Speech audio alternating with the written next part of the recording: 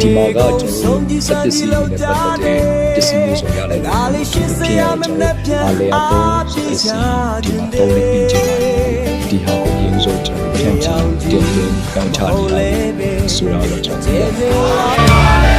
နေရတဲ့ပြုံးလိုက်အောင်လေအားတင်ထားလောကရဲ့တန်ချက်တွေများရခဲ့မှာအပူပါနဲ့ဒါလောကသဘာဝရောက်တဲ့ပဲနေတဲ့အောင်ကျွန်တော်စာရေးစာတော့ဘာမှကြည့်